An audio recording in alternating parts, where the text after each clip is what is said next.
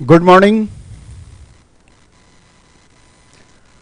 GS world के इस online platform पर आप सभी लोगों का फिर से एक बार हार्दिक अभिनंदन है।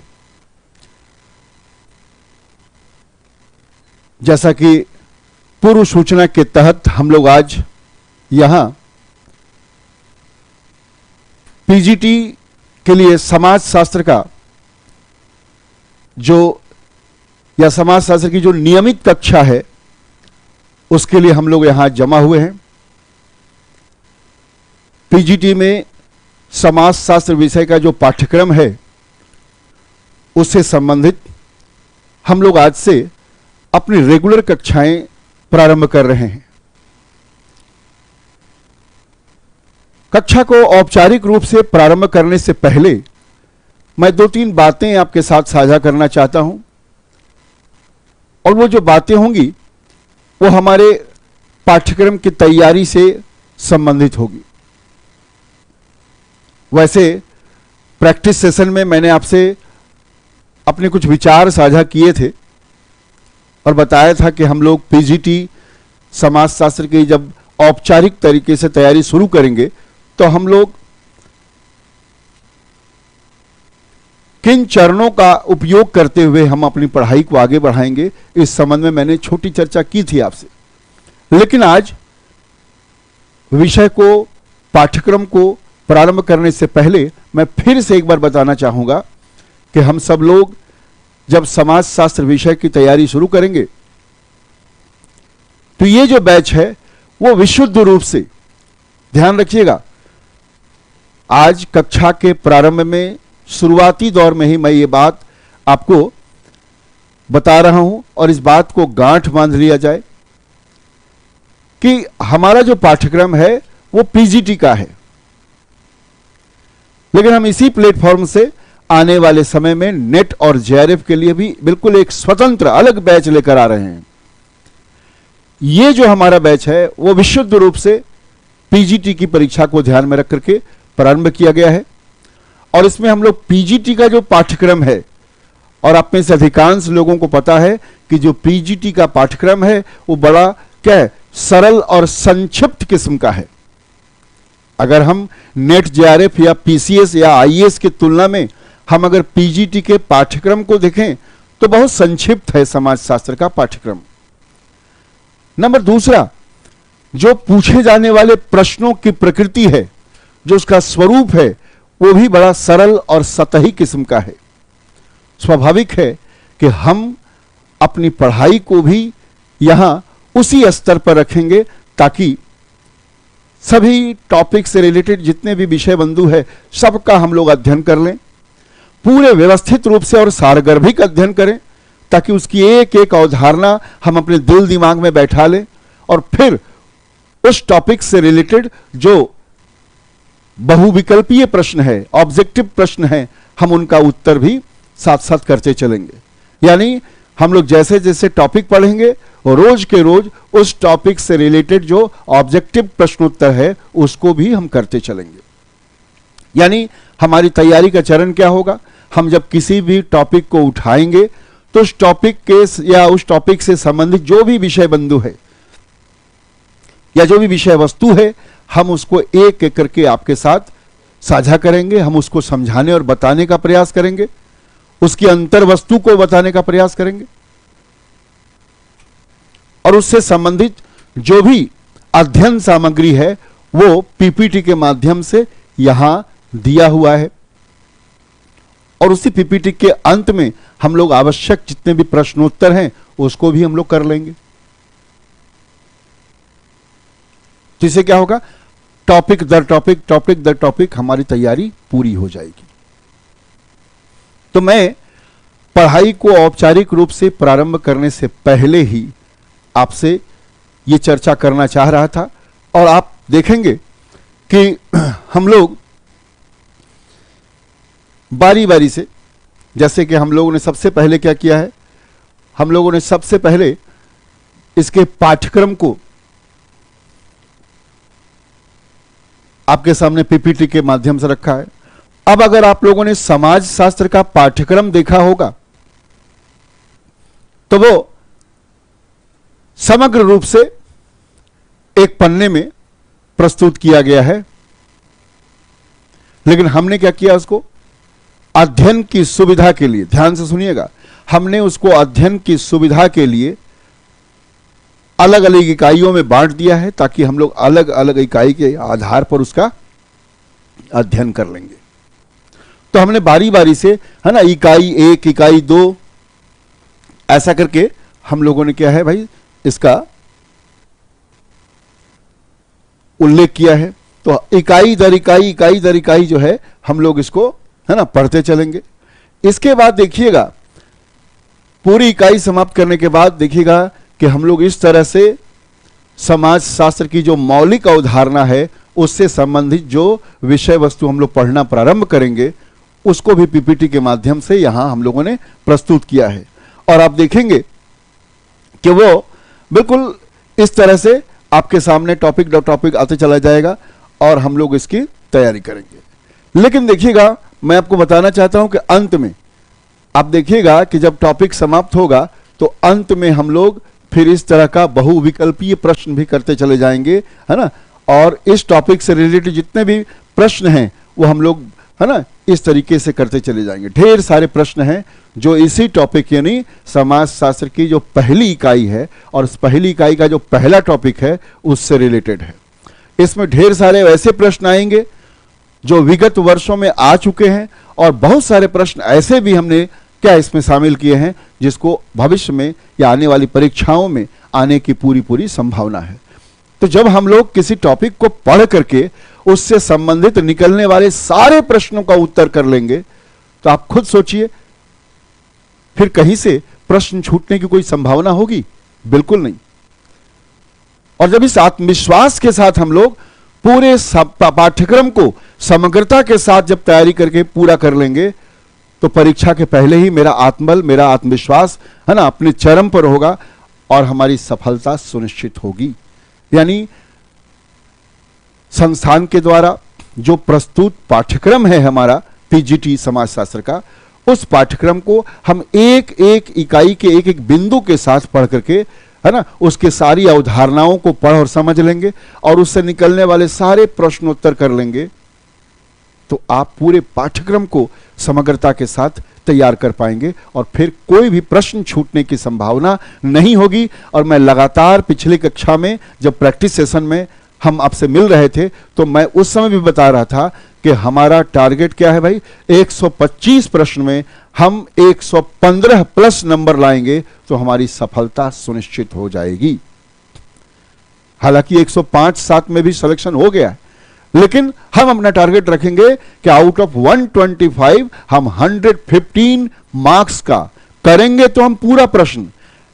लेकिन कई बार होता है कि मनुष्य पूरी सावधानी बरतता है, इसके बावजूद भी एक दो तकनीकी गलतियां हो जाती हैं, एक दो कंसेप्चुअल एरर्स हो जाते हैं, जिसके चलते कुछ प्रश्नों में गड़बड़ी आती है, कुछ प्रश्न छूट जाते हैं, कुछ का उत्तर गलत हो जाता है। लेकिन उन सबको मिला के भी हम लोग कम से कम 115 अंक अगर ले आए तो हमारी सफलता एकदम सुनिश्चित है। तो मैंने पिछली क्लास में भी बताया था कि पीजीटी का जो पाठ्यक्रम है वो सरल है, बहुत सहज है, और जो पूछे जाने वाले प्रश्न की प्रकृति भी सतही किस्म की है, जिसमें हम 85 से 90 प्रश्न तो यूं ही कर लेते हैं, बहुत ज्यादा कोई गंभीर अध्ययन न भी किया हो तो हो जाता है। लेकिन आप भी जानते हैं 85 से 90 नंबर ला करके हम सफल तो नहीं हो सकते हैं, हमारा चयन तो नहीं हो सकता है। तो अंत में जो 35-30 नंबर का जो अंतिम लड़ाई है, इसी को साधने के लिए हमको व्यवस्थित तैयारी करनी होगी, ताकि हमसे गलतियां न के बराबर हो और हम सभी प्रश्नों का उत्तर कर पाएं और 115 प्लस नंबर ला करके अपनी सफलता सुनिश्चित कर लें। तो इस तरीके से हम लोग अपने क्या है पढ़ाई को आगे बढ़ाएंगे। अब जरा देख लीजिए कि हम लोग सबसे पहले क्या करेंगे भाई। सबसे पहले हम लोग तैयारी के क्रम में, है ना, सबसे पहले हम लोग तैयारी के क्रम में इसके पाठ्यक्रम को देख लेना चाहते हैं, क्योंकि किसी भी विषय का जो पाठ्यक्रम है वो ज्यादा जरूरी है। क्योंकि पाठ्यक्रम अगर हमने पहले बताया कि जो पीजीटी का पाठ्यक्रम है वो सिविल सर्विसेज के पाठ्यक्रम से, आईएएस या पीसीएस के पाठ्यक्रम से, या फिर नेट और जेआरएफ के पाठ्यक्रम से बिल्कुल अलग प्रकृति का है और बहुत संक्षिप्त है और बड़ी सरल भी है। लेकिन फिर भी अगर सरल है, सहज है, तो भी हमें अपने पाठ्यक्रम की जानकारी तो होनी चाहिए, क्योंकि अगर पाठ्यक्रम की जानकारी होगी तो हम समाजशास्त्र पीजीटी के लिए अपनी रणनीति को सबसे बेहतर ढंग से तय कर पाएंगे, और जब रणनीति तय कर लेंगे तो फिर उस पर क्या है, समुचित तैयारी कर लेना और भी आसान हो जाता है। तो आइए हम लोग जल्दी जल्दी संक्षेप में, है ना, इसके पाठ्यक्रम को देख लें। सबसे पहले आप देखिएगा तो इकाई 1, मैंने पहले बताया आपको कि जो पीजीटी का पाठ्यक्रम देखिएगा तो उसको समग्र रूप से एक ही पैराग्राफ में लिख दिया गया है, लेकिन मैंने क्या किया, अध्ययन की सुविधा के लिए उसको इकाई के दर इकाई बांट दिया है। और उसमें देखिएगा सबसे पहले हम लोगों को क्या पढ़ लेना है भाई, उसमें सबसे हम लोगों को पढ़ लेना पहले समाजशास्त्र का अर्थ, उसकी विषय वस्तु, उसका विषय क्षेत्र। फिर पढ़ लेना है समाजशास्त्र की उत्पत्ति एवं विकास, समाजशास्त्र का अन्य सामान्य समाज विज्ञानों के साथ संबंध। ये है इकाई 1 में। फिर आएंगे इकाई 2 में तो समाजशास्त्र के पाश्चात्य विचारक, जिसमें आगस्त काम्ट का नाम आता है पहले, फिर हर्बर्ट स्पेंसर को, इमाइल दुर्खीम और मैक्स वेबर को, और फिर इन यूरोपीय और विदेशी सामाजिक चिंतक के साथ साथ भारतीय विचारक, इसमें श्री अरविंदो का, गांधी जी का, राधा कमल मुखर्जी का और भगवान दास के विचार भी हमें पढ़ लेने हैं। इसके अलावा जब इकाई 3 में आएंगे तो इसमें समाजशास्त्रीय सिद्धांतों की, है ना, जो अद्यतन प्रवृत्तियां और अंतः प्रवृत्तियां जो है उसके बारे में हम लोग पढ़ लेंगे, जिसमें सबसे पहले पढ़ेंगे प्रकार्यवाद का सिद्धांत और फिर पढ़ लेंगे संघर्ष का सिद्धांत, ठीक है ना। इसके अलावा पढ़ लेंगे सामाजिक विनिमय का सिद्धांत और फिर प्रतीकात्मक अंतःक्रिया का सिद्धांत, और इसी में है प्रघटना शास्त्र। तो ये इकाई 3 हो गया। अब हम लोग आ जाएं इकाई 4 में, तो इसमें प्रमुख सामाजिक संस्थाओं के बारे में पढ़ लेना है ना। ये बड़ा इंटरेस्टिंग सा टॉपिक है। परिवार है, विवाह है, धर्म है, और इसके अलावा फिर प्रमुख सामाजिक प्रक्रियाएं जिसमें सहयोग है, संघर्ष है, प्राथमिक अवधारणाएं हैं, सामाजिक समूह है, समिति है, संस्था है, समुदाय है, उनके बारे में हम लोगों को पढ़ लेना है। इसके बाद है सामाजिक स्तरीकरण, है ना, सोशल स्ट्रेटिफिकेशन पढ़ लेना है। फिर है भौगोलिक पर्यावरण एवं मानव समाज संस्कृति एवं व्यक्तित्व। इसके अलावा फिर सामाजिकरण, सामाजिक नियंत्रण, सामाजिक परिवर्तन, ठीक है। 5वीं इकाई में हम लोग पढ़ लेंगे, 6ठी इकाई में हिंदू सामाजिक संगठन, इसके अंतर्गत वर्णाश्रम व्यवस्था पढ़ लेना है, धर्म, पुरुषार्थ, संस्कार, कर्म का सिद्धांत, हिंदू विवाह एवं संयुक्त विवाह, मुसलमानों में विवाह एवं परिवार, इसके अलावा जाति व्यवस्था और जजमानी व्यवस्था, ये पढ़ लेना है। इसके बाद हम आएंगे उसी में इकाई 6ठी में ही है नातेदारी संगठन, अनुसूचित जाति, अनुसूचित जनजाति और अन्य पिछड़े वर्ग से संबंधित समस्याएं, भारतीय स्त्रियां और उनसे संबंधित समस्याएं। इसके बाद देखिएगा कि इकाई 7 है जिसमें हमें पढ़ लेना है ग्रामीण परिवर्तन और विकास, ठीक है, समेकित ग्रामीण विकास कार्यक्रम एवं पंचायती राज। इसके बाद इकाई 8 में हम लोगों को पढ़ लेना है पाश्चात्यकरण, संस्कृतिकरण, स्थानीयकरण, सार्वभौमिकरण, धर्मनिरपेक्षीकरण, उसके अलावा भारतीय समाज का आधुनिकीकरण, संरचना, गतिशीलता, उद्यमशीलता और औद्योगिकरण एवं विकास। इसके बाद देखिएगा इकाई 9 में है उत्प्रवास एवं नगरीकरण, नगरीकरण की समस्याएं, भारतीय नगरीय नीति, भूमि और कृषि सुधार। इसके बाद देखिएगा हम लोगों को इकाई 10 में पढ़ लेना है सामाजिक स्तरीकरण एवं परिवर्तन, जाति एवं वर्ग, ग्रामीण शक्ति संरचना और उभरता नेतृत्व। और अंतिम इकाई में पढ़ लेना है हमको सामाजिक विघटन की अवधारणा, व्यक्तिक विघटन और परिवार का विघटन, अपराध और बाल अपराध, श्वेत वसन अपराध, कारण एवं सुधार के उपाय और सामाजिक समस्याएं, है ना, और बेकारी, ये पढ़ लेना है हम लोगों को किसमें, है ना। इसके अलावा बेकारी के अलावा निर्धनता, मद्यपान एवं मादक द्रव्य व्यसन, वेश्यावृत्ति, भिक्षावृत्ति, जनसंख्या की समस्या और फाइनली समाज कल्याण कार्यक्रम। तो इतना अगर हम पढ़ लेते हैं तो हमारा पीजीटी समाज शास्त्र का पाठ्यक्रम बेहतर तरीके से कंप्लीट हो जाता है। क्लियर है ना। अब आइए, हम लोगों ने जब संक्षेप में पीजीटी समाज शास्त्र के पाठ्यक्रम को देख लिया, तो अब हम औपचारिक रूप से बिना देर किए, बिना विलंब किए, हम सीधे आना चाहेंगे पीजीटी समाज शास्त्र का जो औपचारिक पाठ्यक्रम है, उसकी जो पहली इकाई है, उसका हम लोग अध्ययन और विश्लेषण कर लें। यानी हम पढ़ना प्रारंभ करें समाज शास्त्र के बारे में। आप सब जानते हैं, चूंकि आप जो भी लोग आज पीजीटी समाज शास्त्र के लिए या अध्ययन के लिए उपस्थित हुए हैं, आपका वैकल्पिक विषय स्नातक या परा स्नातक में समाज शास्त्र जरूर रहा होगा, तभी आप पीजीटी की परीक्षा के लिए एलिजिबल हो पाएंगे। तो जब भी आप लोगों ने पहली कक्षाओं में या पहले वाले, है ना, अपने एकेडमिक करियर में समाज शास्त्र का जब अध्ययन किया होगा, समाज शास्त्र को पढ़ा होगा, तो आपने बड़े सरल शब्दों में पढ़ा होगा कि समाज शास्त्र क्या है। उसी सरलता और सहजता के साथ हम लोग यहां जानने और समझने का प्रयास करेंगे कि समाज शास्त्र किसको कहते हैं। तो ध्यान रखिएगा, समाज शास्त्र की जो केंद्रीय विषय वस्तु है वह है समाज, क्योंकि समाज शास्त्र विषय का सारा या समूचा ताना बाना समाज शब्द के इर्द गिर्द घूमता हुआ ही मिलता है। जैसे आप देखेंगे, अर्थशास्त्र पढ़ते हैं तो अर्थशास्त्र विषय का समूचा विषय वस्तु जो है वो मुद्रा के इर्द गिर्द घूमता हुआ मिलता है। मानव विज्ञान का समूचा जो विषय वस्तु है वो मनुष्य के इर्द गिर्द घूमता हुआ मिलता है।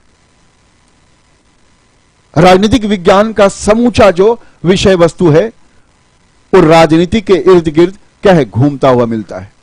तो आप ध्यान देंगे कि समाज शास्त्र का जो विषय वस्तु है, समाज शास्त्र की जो अवधारणा है, वो भी समाज के इर्द गिर्द घूमता हुआ नजर आएगा। तो आवश्यक है कि समाज शास्त्र को समझने से पहले हम इसके आधारभूत तत्व के रूप में समाज को समझ लें कि समाज क्या है। तो ध्यान रखिएगा, जब समाज को समझने का प्रयास करते हैं तो हमें यह देखना पड़ेगा कि समाज का निर्माण होता कैसे है, समाज क्या है। तो हम बड़े सरल शब्दों में समझ सकते हैं कि व्यक्ति, समूह और समुदाय, व्यक्ति, समूह और समुदाय, इन तीनों का या इन तीनों को मिलाकर जो एक वृहद संगठन बनता है, जो एक वृहद समूह का निर्माण होता है, उसी को हम कहते हैं समाज। आप इसको और गहराई से और नीचे जाकर के समझ लीजिए कि समाज हम किसको कहेंगे।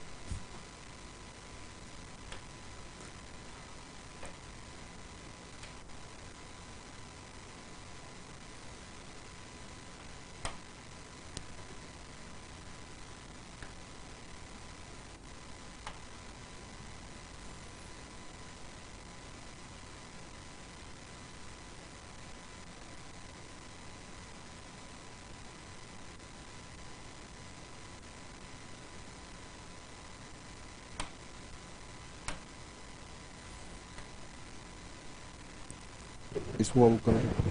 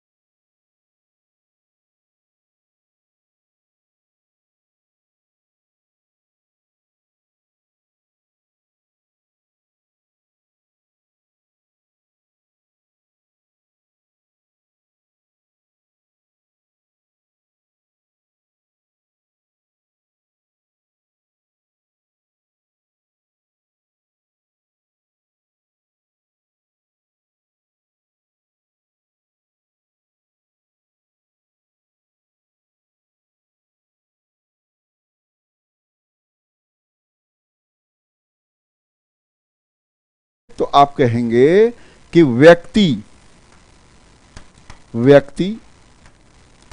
कई व्यक्तियों को मिला देंगे तो क्या बनेगा?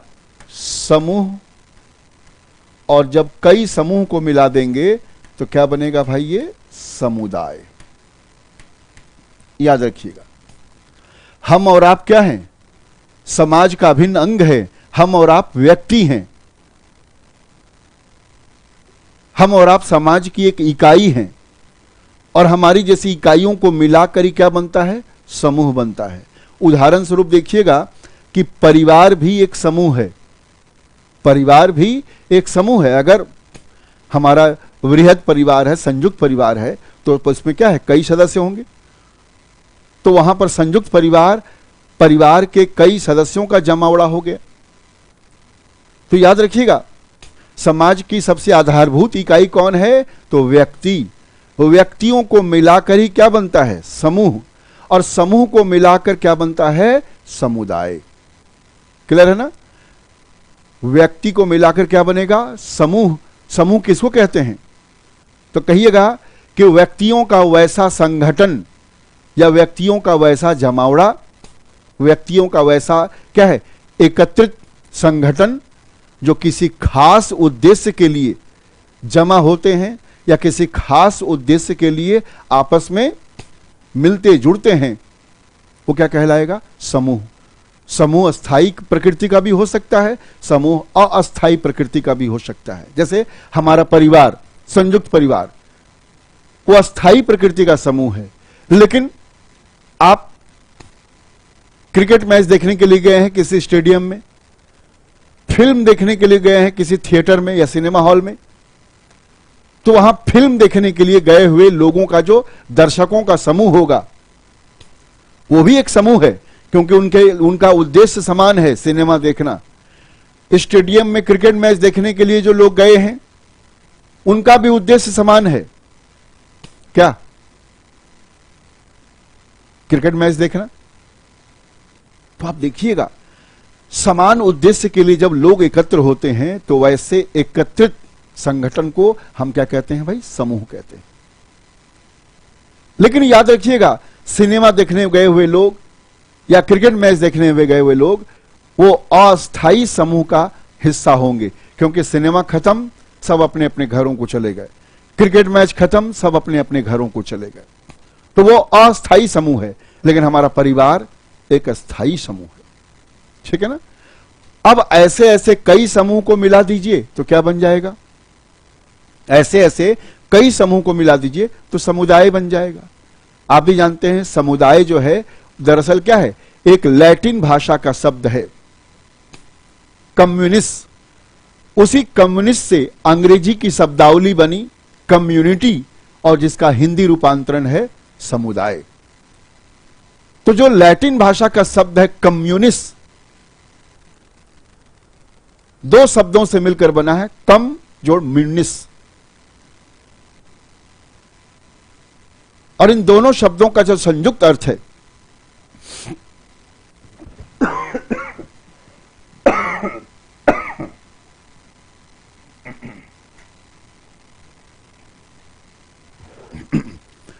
तो जो दोनों शब्द हैं कम जोड़ म्यूनिस, तो कम का मतलब क्या होता है? एक साथ आना।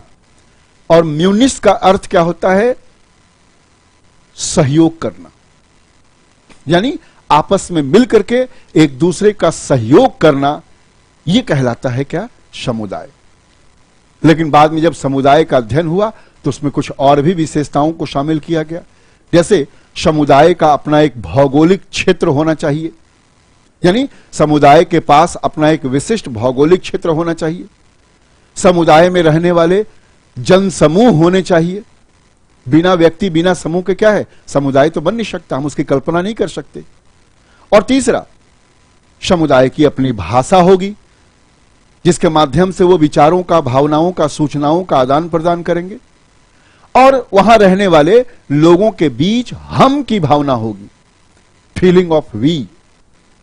तो ये विशेषताएं जहां पाई जाएंगी, है ना, वैसे जन संगठन को हम समुदाय की संज्ञा दे सकते हैं। यानी मैं फिर से आपसे निवेदन करना चाहूंगा कि समाज शास्त्र जब हम पढ़ने जा रहे हैं तो समाज शास्त्र की जो केंद्रीय विषय वस्तु है वो क्या है भाई? समाज। अब देख लेना चाहिए कि समाज का निर्माण कैसे होता है। तो मैंने बताया कि समाज का निर्माण व्यक्ति, समूह और समुदाय को मिलाकर किया जाता है, या व्यक्ति, समूह और समुदाय को मिलाकर समाज का निर्माण होता है। व्यक्ति समाज की सबसे छोटी इकाई के रूप में जाना जाता है, और ऐसे कई व्यक्तियों को मिला देंगे तो वो समूह बन जाएगा, और ऐसे कई समूह को मिला देंगे तो वो समुदाय बन जाएगा। और कहेंगे ऐसे व्यक्तियों, समूहों और समुदायों के क्या है, एक विशाल संगठन को हम क्या कहते हैं? समाज कहते हैं। और याद रखिएगा, ऐसे समाज का वैज्ञानिक पद्धति से जो अध्ययन किया जाता है उसी को हम क्या कहते हैं? उसी को हम कहते हैं क्या? समाज शास्त्र। पक्का है ना? तो आप इसको एक और रेखा चित्र के माध्यम से अगर है ना समझें तो ज्यादा स्पष्टता आएगी कि समाज किसको कहते हैं भाई हम।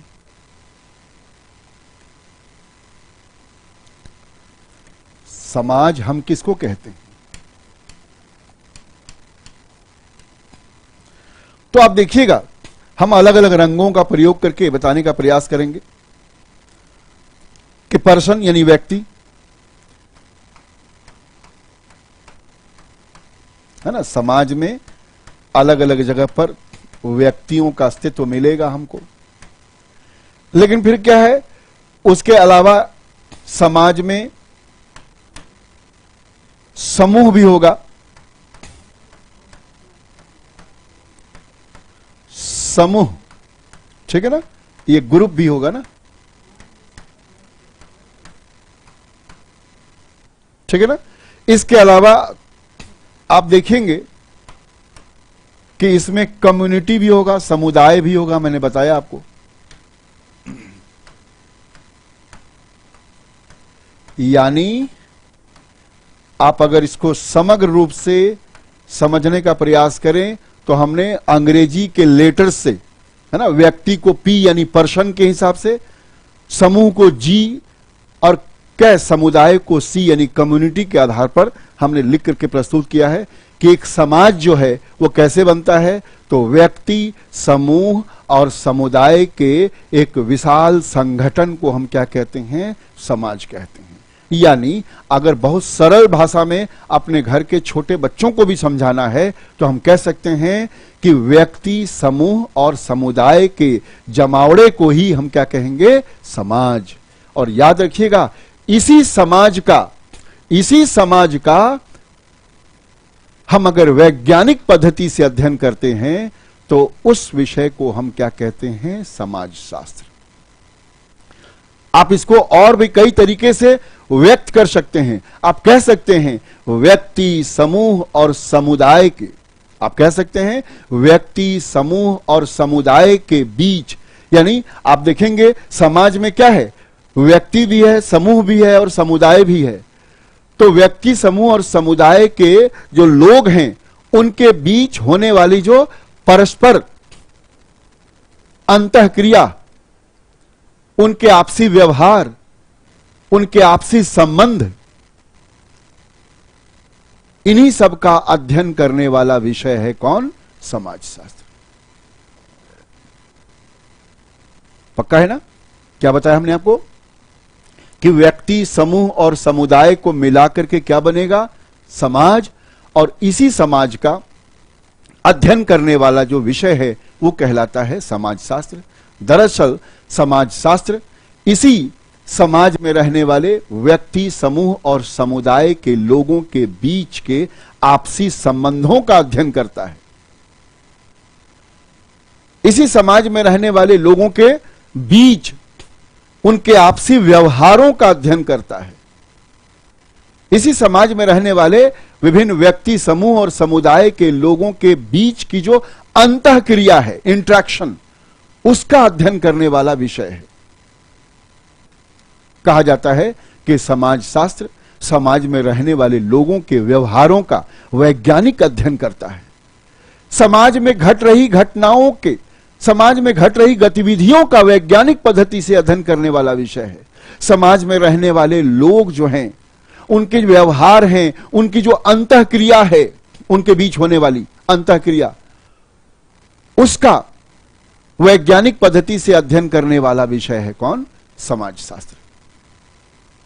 तो एक शब्द बार बार आ रहा है, अंतःक्रिया, जिसको अंग्रेजी में हम कहते हैं इंट्रैक्शन। अंतःक्रिया क्या है? इंट्रैक्शन किसको कहते हैं हम? तो आप कह सकते हैं, हम कह सकते हैं, देखिए हम भी आपसे बातचीत कर रहे हैं, भले ही जो तकनीक के नए नए आयाम है उनके माध्यम से हम आपसे संचार कर पा रहे हैं, बातचीत कर पा रहे हैं, और आपके द्वारा दी गई प्रतिक्रिया को भी हम यहां सामने कमेंट बॉक्स पर पढ़ करके आपके मन में जो विचार चल रहा है, आपके जो प्रत्युत्तर हैं, उसको भी हम देखने और समझने का प्रयास कर रहे हैं। तो हम भी आपसे जो बातचीत कर रहे हैं और आप जो अपने विचार दे रहे हैं, भले ये माध्यम तकनीकी हो, लेकिन ये भी क्या कहलाएगा? अंतःक्रिया। इसको और सरलता से समझिए, जैसे परिवार के कई लोग हैं, वो आपस में उठ करके अपने विचारों का, भावनाओं का, सूचना का, अपनी जरूरतों का, अपनी समस्याओं का जब आदान प्रदान करते हैं, तो वो जो क्रिया संचालित होती है वो कहलाती है अंतःक्रिया, इंट्रैक्शन। उसी प्रकार मान लीजिए ऑफलाइन क्लास चल रहा है और आप 200 बच्चे सामने बैठ के पढ़ रहे हैं, मैं आपको पढ़ा रहा हूं, विषय वस्तु से संबंधित जानकारी आपसे साझा कर रहा हूं, आप अपने प्रत्युत्तर हमें दे रहे हैं, जहां नहीं समझते आप हमसे पूछ रहे हैं, हम उन चीजों को फिर दोहरा करके आपको समझाने का प्रयास कर रहे हैं। तो हमारे और आपके बीच भी क्या चल रहा है? अंतःक्रिया। तो हमारे और आपके बीच चल रही जो अंतःक्रिया है, उस अंतःक्रिया का वैज्ञानिक पद्धति से अध्ययन करने वाला विषय है कौन? समाजशास्त्र। अब मुझे लगता है कि समाजशास्त्र के बारे में आपको थोड़ी थोड़ी चीजें क्लियर हो रही होंगी कि समाजशास्त्र क्या है। तो समाजशास्त्र समाज का वैज्ञानिक पद्धति से अध्ययन है, समाज में रहने वाले लोगों के सामाजिक संबंधों का वैज्ञानिक पद्धति से अध्ययन है, समाज में रहने वाले लोगों के आपसी व्यवहारों का अध्ययन करने वाला विज्ञान है वो, समाज में रहने वाले लोगों के बीच चल रही अंतःक्रिया का अध्ययन करने वाला विषय है वो।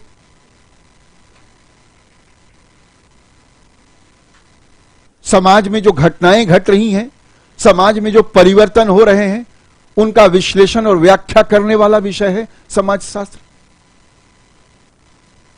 यानी समाजशास्त्र समाज का समग्रता के साथ अध्ययन करने वाला विषय है। और इस समाज का निर्माण कैसे होता है? तो समाज का निर्माण व्यक्ति को, समूह को और समुदाय को मिलाकर होता है। क्लियर है ना? अब जरा हम लोग देखेंगे कि जब समाजशास्त्र शब्द को हम लोगों ने जब समझ लिया, तो स्वाभाविक है कि जब किसी भी विषय का विकास होता है और उस विषय के अध्ययन, विश्लेषण और व्याख्या, उस विषय से संबंधित नवीन खोज और अनुसंधान से जुड़े हुए जो भी विद्वान होते हैं, जो समाजशास्त्री होते हैं या जो विषय विशेषज्ञ होते हैं, वो उस विषय से संबंधित छोटे छोटे तथ्यों, छोटे छोटे क्या है शब्दावलियों को वो पहले परिभाषित करते हैं, ताकि अवधारणा को समग्रता के साथ समझा जा सके।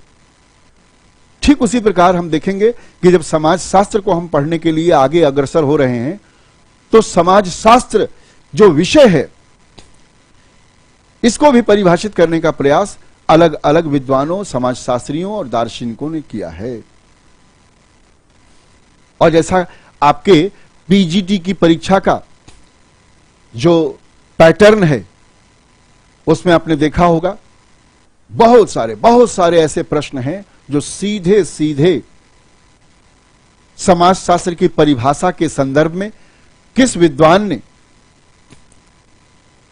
अपने कौन से विचार अभिव्यक्त किए हैं, उन्होंने समाजशास्त्र को परिभाषित करते हुए क्या कहा है, इससे देखिएगा प्रश्न पूछ लेता है। तो हमें सबसे पहले समाज शास्त्र से जुड़ी जो विभिन्न विद्वानों की परिभाषा है, हमको उसको समझ लेना होगा, उसको जान लेना होगा, है ना, और उसको अपने दिल दिमाग में बैठा लेना होगा, ताकि एग्जाम में जब भी प्रश्न पूछा जाए हम इसका उत्तर दे सकें। और विश्वास कीजिएगा, एक बार में इतनी परिभाषा याद नहीं होती, लेकिन जब लगातार पढ़ते रहिएगा और लगातार प्रैक्टिस करते रहिएगा, अभ्यास सेट, आप देखिएगा, चूंकि सही उत्तर तो चारों ऑप्शन रहता ही है वहां पर, और अगर आप बेहतर तरीके से पढ़े रहिएगा तो चारों ऑप्शन देख करके जरूर आपके दिमाग में स्ट्राइक करेगा कि सही उत्तर ये है। वहां आपको अपने स्मरण से उत्तर तो लिखना नहीं है, सही उत्तर वो चार ऑप्शन में से कोई एक है, तो सही उत्तर को आप क्या है, टिक लगा करके अपना उत्तर कर सकते हैं। तो हमें देखना होगा कि समाज शास्त्र को परिभाषित करने के क्रम में विद्वानों ने अपने कौन कौन से विचार अभिव्यक्त किए हैं।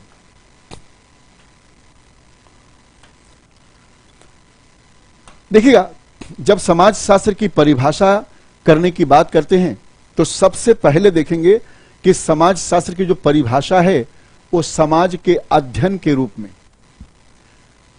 चूंकि समाज शास्त्र की केंद्रीय विषय वस्तु क्या है, समाज, तो समाज के अध्ययन के विषय वस्तु के रूप में हम समाज शास्त्र को परिभाषित करते हैं, है ना। समाज शास्त्र की परिभाषा, समाज शास्त्र की परिभाषा।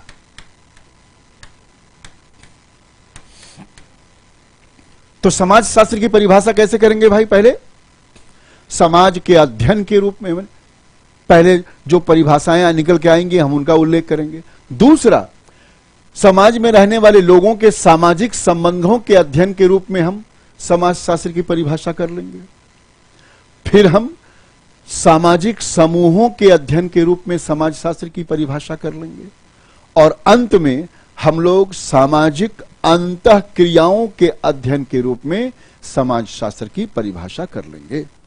यानी समाज शास्त्र की परिभाषा को भी चार अलग अलग श्रेणियों में विभक्त किया गया है, ताकि समाज से संबंधित जो परिभाषा है उसको हम एक कैटेगरी में रख सकें, सामाजिक संबंधों से संबंधित जो परिभाषा है वो एक कैटेगरी में रख दिया जाए, सामाजिक अंतरक्रिया यानी समाज में रहने वाले लोग, हमने समझाया ना आपको कि समाज में रहने वाले व्यक्ति, समूह और समुदाय के लोगों के बीच जो अंतःक्रिया हो रही है उससे संबंधित परिभाषा जो है उसको अलग श्रेणी में रखा गया। इसके अलावा सामाजिक समूहों के अध्ययन के रूप में जो परिभाषा निकल कर आएगा उसको हम लोगों ने अलग कैटेगरी में रख लिया है। तो आइए हम बारी बारी से उन सभी परिभाषाओं को यहां देख लेते हैं। सबसे पहली परिभाषा जो है वो हम देख रहे हैं समाज के अध्ययन के रूप में, है ना। पहली परिभाषा हम क्या देख रहे हैं भाई?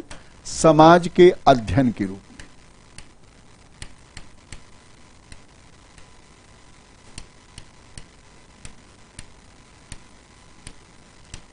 समाज के अध्ययन के रूप में।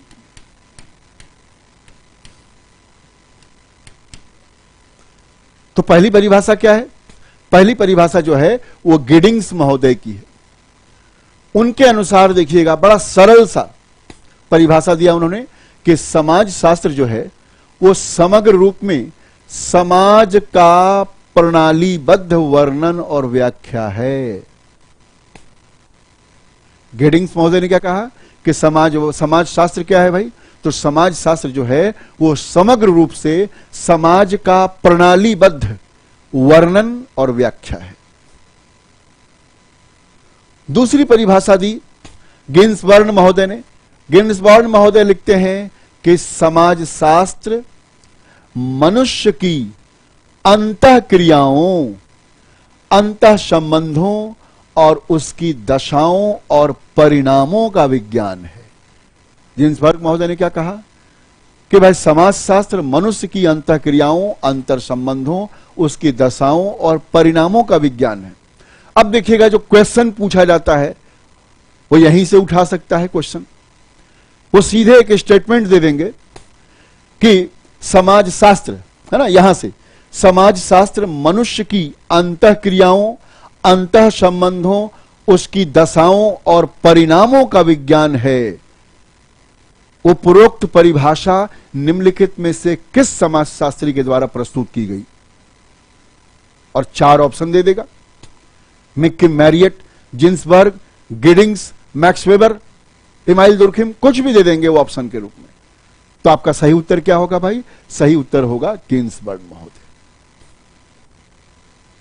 इस तरह से वो परिभाषा दे करके, या परिभाषा में उस समाजशास्त्री ने जो अपने विचार व्यक्त किए हैं, उस विचार को ही लिख करके पूछा जाता है कि भाई फला परिभाषा किसकी है।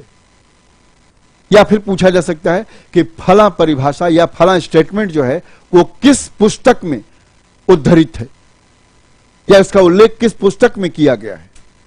ऐसा क्वेश्चन भी पूछ सकता है।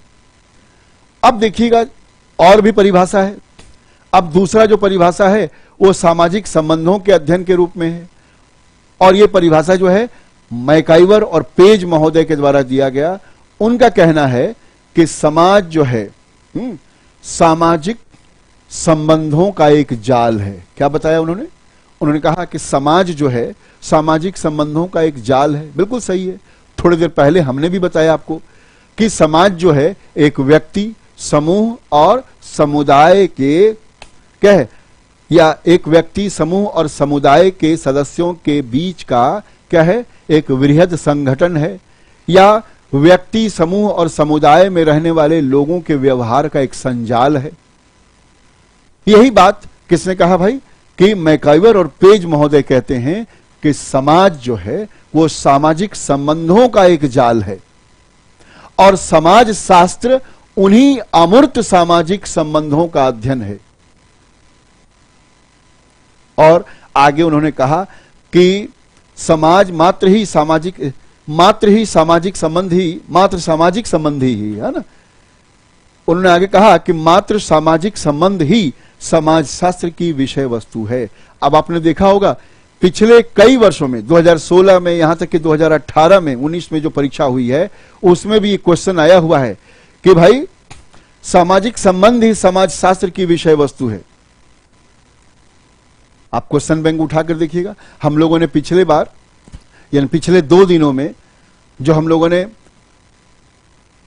डिस्कशन सेशन किया 2021 के प्रश्नों का, उसमें भी ये प्रश्न आया हुआ था। 2018 में भी है, 2016 में भी है। तो कुछ प्रश्न जो है बड़े कॉमनली पूछे जाते हैं, और बड़े छोटा सा स्टेटमेंट है कि सामाजिक संबंध ही समाज शास्त्र की विषय वस्तु है। यह कथन किसका था? तो याद रखिएगा, मैकाइवर और पेज महोदय का यह कथन था। इसके अलावा मैक्स वेबर महोदय कहते हैं कि समाज शास्त्र वह विज्ञान है जो सामाजिक क्रिया का विश्लेषणात्मक अध्ययन करता है। क्या बताया उन्होंने? मैक्स वेबर महोदय ने क्या बताया कि समाज शास्त्र वह विज्ञान है जो सामाजिक क्रिया का विश्लेषणात्मक अध्ययन करता है।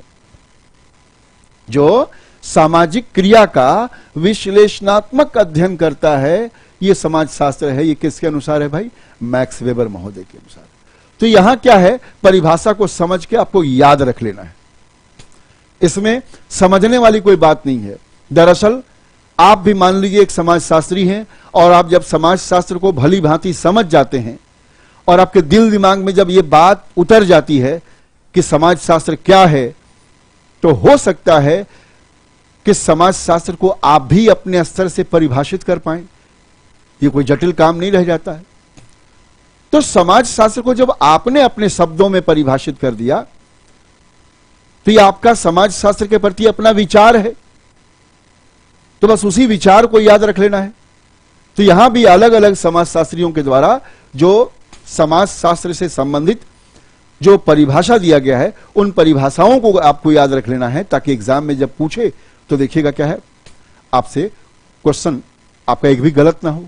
अब जैसे एक क्वेश्चन आता है कि समाज शास्त्र मानव व्यवहारों का अध्ययन है, ये पंक्तियां किसने लिखी है, या ये विचार किसके हैं? कि समाज शास्त्र मानव क्या है, व्यवहारों का अध्ययन है, या मानव संबंधों का अध्ययन है। तो देखिएगा कि इस तरह का प्रश्न जो है आपसे पूछा जा सकता है। अब देखिएगा, किम्बल यंग एक समाजशास्त्री हुए जिनका नाम क्या है भाई, किम्बल यंग। किम्बल यंग महोदय कहते हैं कि समाज शास्त्र समूहों में मनुष्य के व्यवहारों का अध्ययन है। क्या बताया उन्होंने?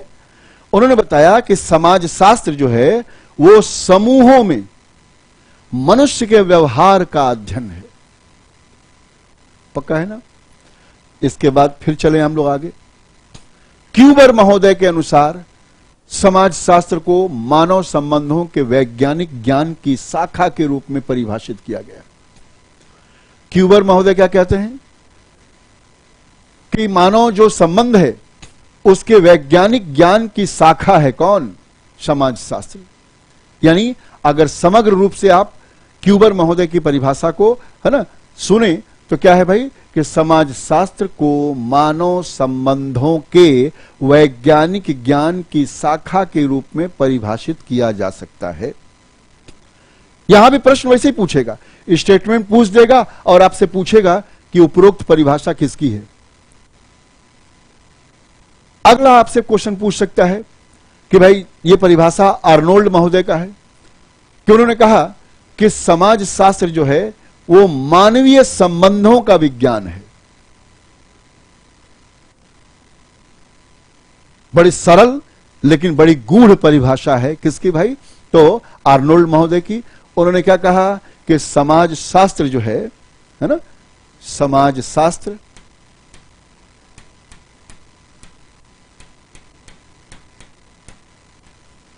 मानवीय संबंधों का विज्ञान है। तो क्वेश्चन एक घुमा के भी पूछ सकता छोटा सा कि समाज शास्त्र को मानवीय संबंधों का विज्ञान किसने बताया है? 4 ऑप्शन दे देगा। सही ऑप्शन आपको बताना होगा, सही उत्तर आपको बताना होगा। इसके बाद देखिएगा कि अब हम लोग समाज शास्त्र की परिभाषा कर लेते हैं सामाजिक समूहों के अध्ययन के रूप में, है ना। सामाजिक समूहों के अध्ययन के रूप में हम समाज शास्त्र की परिभाषा देख लेते हैं। तो उसमें एक ही परिभाषा भी महत्वपूर्ण है, वह है जॉनसन महोदय की। जॉनसन महोदय के अनुसार समाज शास्त्र समाज के समूहों का अध्ययन है। चूंकि आप जानते हैं समाज कई समूहों को मिलाकर बनता है, तो जॉनसन महोदय ने क्या कहा? समाज शास्त्र क्या है? समाज के समूहों का अध्ययन है। पक्का ना? चलिए अब देखिएगा अंत में हम लोग, है ना, समाज शास्त्र की परिभाषा सामाजिक अंतःक्रियाओं के अध्ययन के रूप में कर लेते हैं, है ना। सामाजिक अंतःक्रियाओं के अध्ययन के रूप में तो हमने बताया था अंतःक्रिया किसको कहते हैं कि समाज में रहने वाले व्यक्ति, समूह और समुदाय के लोगों के बीच जो आपसी मेल जोल होता है, उनके बीच आपसी जो लेन देन होता है, उनके बीच जो आपसी आदान प्रदान होता है, ये आदान प्रदान विचारों का भी हो सकता है, भावनाओं का भी हो सकता है, आर्थिक संसाधनों का भी हो सकता है, कोई भौतिक वस्तु का भी हो सकता है। इसको मिला करके हम लोग क्या कहते हैं भाई? अंतःक्रिया। तो आपसे पूछा जा सकता है कि, है ना, जब समाज शास्त्र की परिभाषा हम लोग सामाजिक अंतःक्रिया के अध्ययन के रूप में कर रहे हैं तो उसमें कौन कौन सी परिभाषा दी गई? तो आप खुद देखिएगा कि इसमें जो पहला परिभाषा आता है वो जॉर्ज सिमेल महोदय का है। उन्होंने कहा है कि समाज शास्त्र मानवीय अंतःक्रियाओं के स्वरूपों का अध्ययन करने वाला विज्ञान है। क्या कहा उन्होंने? समाज शास्त्र जो है वो मानवीय अंतःक्रियाओं के स्वरूपों का, यानी मनुष्य जब दूसरे समूह के साथ, समूह समुदाय के साथ जब अंतःक्रिया करता है तो उनके अंतःक्रिया का स्वरूप क्या है, तो उन अंतःक्रिया के स्वरूपों का अध्ययन करने वाला वैज्ञानिक विज्ञान है ये। कौन? समाज शास्त्र। ये किसने कहा भाई? ये जॉर्ज सिमेल महोदय ने कहा कि समाज शास्त्र मानवीय अंतःक्रियाओं के स्वरूपों का अध्ययन करने वाला विज्ञान है। इसके बाद देख लीजिए आगे, गिलिन और गिलिन महोदय के अनुसार व्यक्तियों के एक दूसरे के संपर्क में आने के फलस्वरूप, व्यक्तियों के एक दूसरे के संपर्क में आने के फलस्वरूप होने वाले अंतः क्रियाओं को समाज शास्त्र कहा जाता है। स्वाभाविक है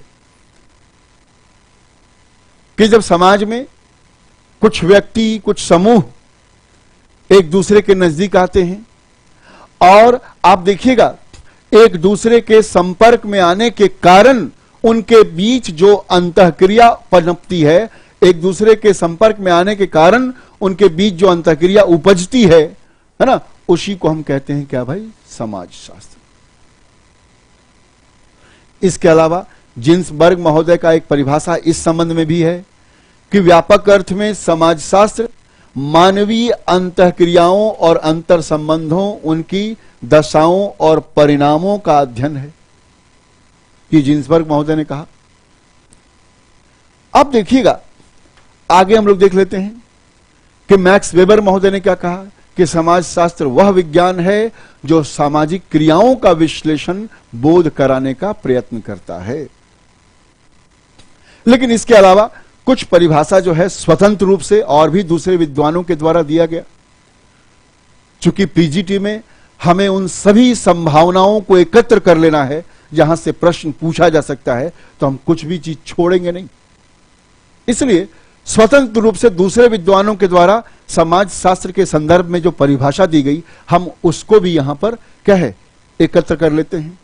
तो एक जो परिभाषा है एल.एफ. वार्ड महोदय का है। एल.एफ. वार्ड महोदय के अनुसार समाज शास्त्र समाज का विज्ञान है। देखिए कितना सरल है परिभाषा। क्या बताया आपको?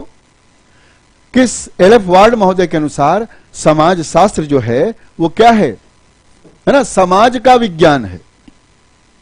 ये एल.एफ. वार्ड महोदय ने कहा। अब देख लेंगे कि ए.डब्ल्यू. ग्रीन महोदय का मानना है कि समाज शास्त्र मानव के समस्त सामाजिक संबंधों का संकलन तथा सामान्य विज्ञान है। यह किसने कहा भाई? ग्रीन महोदय ने। तो आपका काम क्या होगा कि अलग अलग विद्वानों के द्वारा दी गई जो परिभाषा है ना, उसको हम याद रखें। इसके अलावा आगबर्न और निमकॉफ महोदय के अनुसार समाज शास्त्र जो है वो सामाजिक जीवन का वैज्ञानिक अध्ययन है।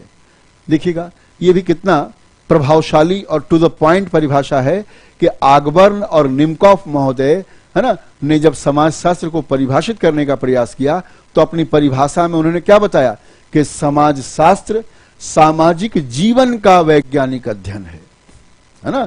मनुष्य जो समाज में रहने के कारण सामाजिक जीवन जीता है, उस सामाजिक जीवन का वैज्ञानिक पद्धति से अध्ययन करता है कौन? समाज शास्त्र। अब आपके मन में एक प्रश्न आएगा कि सर समाज शास्त्र का वैज्ञानिक अध्ययन पर लगातार जोर दिए जा रहे हैं आप। हम आगे पढ़ेंगे, समाज शास्त्र की प्रकृति को जब पढ़ेंगे तो हम समझने का प्रयास करेंगे। क्योंकि जब समाज शास्त्र का विकास हुआ तो लोगों के दिमाग में था कि जैसे इतिहास है, दर्शन शास्त्र है, राजनीतिक विज्ञान है, यानी मानविकी के जैसे दूसरे अन्य विषय हैं, वैसे समाज शास्त्र भी है। लेकिन देखिएगा समाज शास्त्र के अध्ययन और विकास से जुड़े हुए जो विद्वान रहे, उन्होंने समाज शास्त्र को विज्ञान का दर्जा देने का प्रयास किया। उन्होंने कहा कि कोई ऐसा विषय नहीं है जो समाज का समग्रता के साथ अध्ययन करे, कोई ऐसा विषय नहीं है जो समाज की छोटी मोटी गतिविधियों का अध्ययन करे।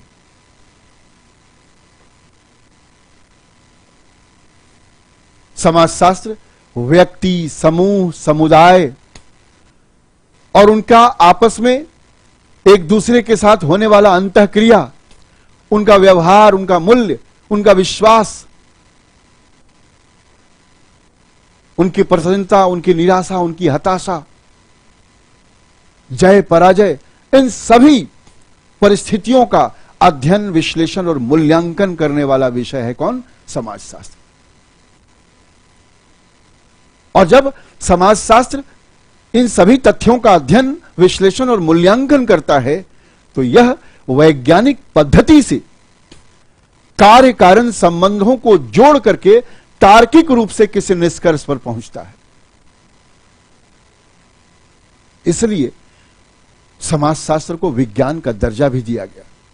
हालांकि कई समकालीन विद्वान इससे सहमत नहीं थे, लेकिन बहुत सारे समाजशास्त्रियों ने अपने अध्ययन और अपने विश्लेषण व्याख्या में इस बात को तार्किक रूप से साबित किया कि समाजशास्त्र विज्ञान है।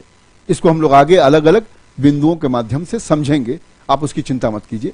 अभी हम लोग क्या कर रहे थे, हम लोग केवल समाजशास्त्र को समझ करके समाजशास्त्र के संदर्भ में अलग अलग समाजशास्त्रियों और विद्वानों का क्या मत है, क्या विचार है, कैसे उन्होंने अपने अपने शब्दों में समाजशास्त्र को परिभाषित करने का प्रयास किया है, हम लोगों ने केवल उसी की चर्चा अभी आपके सामने रखा है।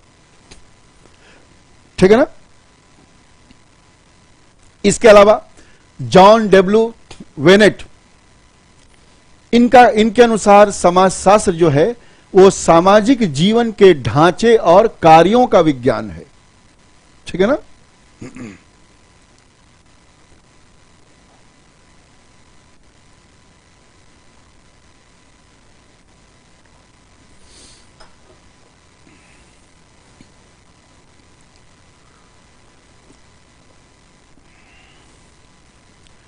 ठीक है कि जॉन डब्ल्यू वेनेट महोदय क्या कहते हैं, समाजशास्त्र जो है वो सामाजिक जीवन के ढांचे और कार्यों का विज्ञान है।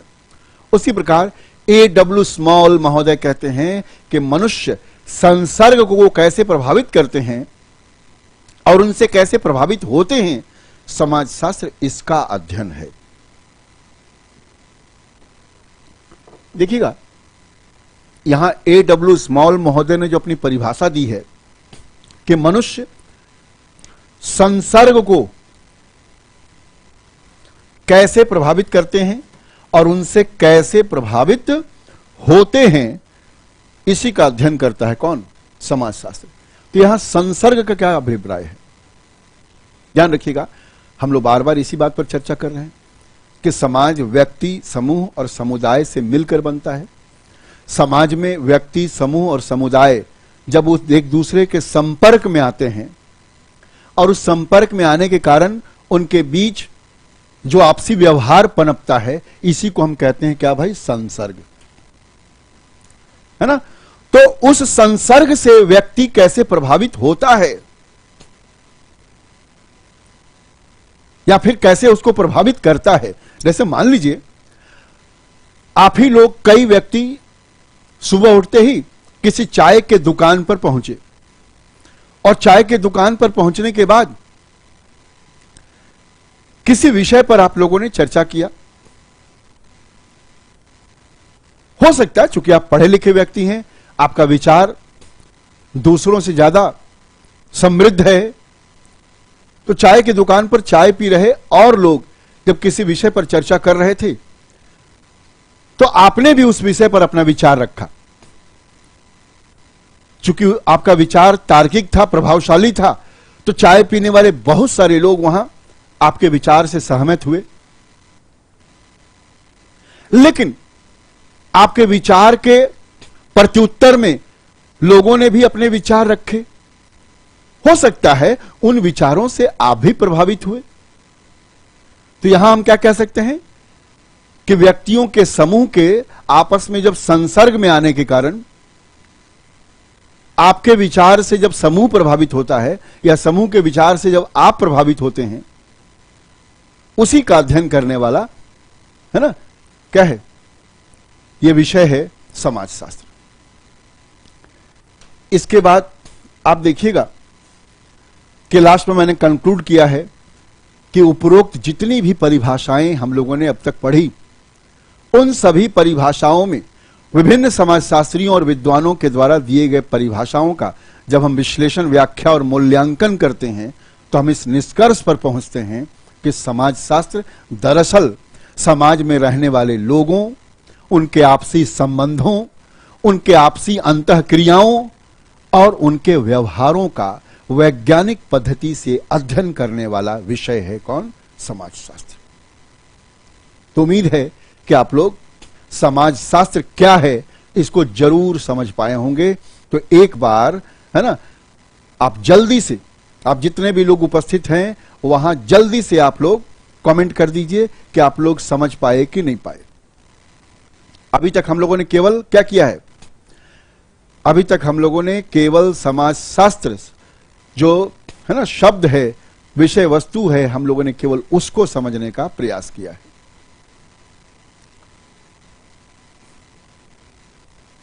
ठीक है, तो अगर समझ लिए हैं तो जल्दी बता दीजिए ताकि हम लोग आगे बढ़ें, और अगर नहीं भी समझे हैं तो आप बताइएगा, हम दूसरे तीसरे उपाय से आपको बताने का समझाने का प्रयास करेंगे। देखिए, भले ही हम लोग ऑनलाइन पढ़ रहे हैं, लेकिन ऐसा नहीं होना चाहिए कि हम ऑनलाइन पढ़ रहे हैं तो केवल हम बताते जाएं और आप सुनते जाएं। अगर आपके मन में कोई शंका है, कोई शंका है, कोई जिज्ञासा है, तो आप भी अपने क्या है जिज्ञासा को कमेंट बॉक्स में लिखकर भेजिए। हम पढ़ करके आपके मन स्थिति को समझेंगे और आपके अंदर जो भी समस्या विद्यमान है उसका हम समुचित निराकरण करने का भी प्रयास करेंगे। तो जल्दी से कमेंट कर लीजिए। समझ में आ गया? बालकृष्ण यादव जी आप कहते हैं समझ में आ गया। योगेश्वर पटेल, चांदनी, पंकज, गोलू भाई, अनिल, सबको समझ में आ गया। जल्दी जल्दी बताइए, और भी लोग, जो भी लोग उपस्थित हैं, कि समझ में आया कि नहीं आया।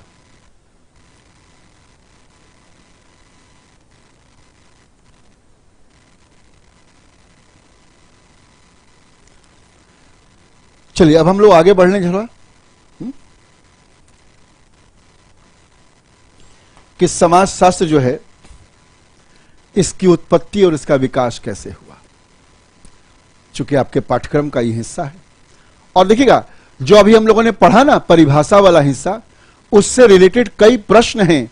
जैसे देखिएगा कि हम लोग यहां पर अगर उन प्रश्नों को भी निकाल कर पहले देख लें कि वो प्रश्न क्या हैं और कैसे वो हम उसको कर सकते हैं, तो देखिएगा इस तरह का प्रश्न है कि अभी हम लोग पढ़ेंगे। चूंकि देखिए अभी पूरा पढ़े नहीं है, तो इसलिए हम लोग अभी सारे प्रश्नों का उत्तर देने की स्थिति में नहीं रहेंगे, लेकिन कुछ प्रश्नों का उत्तर तो दे ही सकते हैं ना।